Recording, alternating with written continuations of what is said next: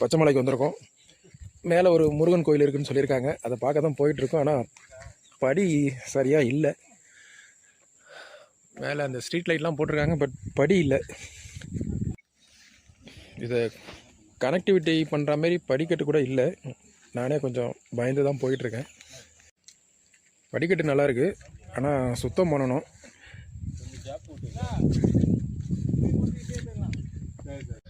இன்றைய தேதி நிலவரப்படி 7/12/2025.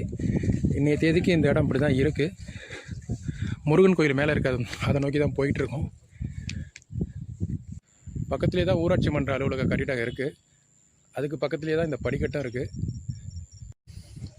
குளிர்காற்று நல்லா அடிக்குது.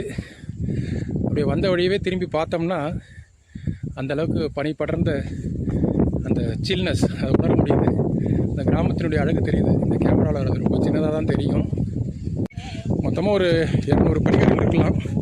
ஒரு 5 படிக்கட்டுக்கு இடையிலையும் ஒரு சின்ன சமதளம் இருக்குது.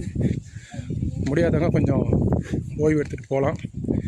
எனக்கே கொஞ்சம் மூச்சு திணறுது. இப்போது படி ஏறிக்கிட்டு இருக்கோம். எந்த வசதியும் கிடையாது. யாராவது வந்தீங்கன்னா தண்ணி எடுத்துகிட்டு வந்துடுங்க, ஸ்நாக்ஸ் எடுத்துகிட்டு வந்துடுங்க. குழந்தைங்களை கண்டிப்பாக கூட்டிகிட்டு வரணும். இப்போதைக்கு இருக்கிற நிலைமைக்கு முருகனை ரீச் பண்ணிட்டோம். காற்று நல்லா அடிக்குது. பல பேர் பார்த்திராத கோயில் இது. சிறிய லெவலில் இருக்குது. புதிய கோயில் கட்டிகிட்டு இருக்காங்க. அதனால் இந்த மூலவரை கொண்டு வந்து பாலாலயத்தில் வச்சுருக்காங்க. இதுதான் அந்த முருகன்.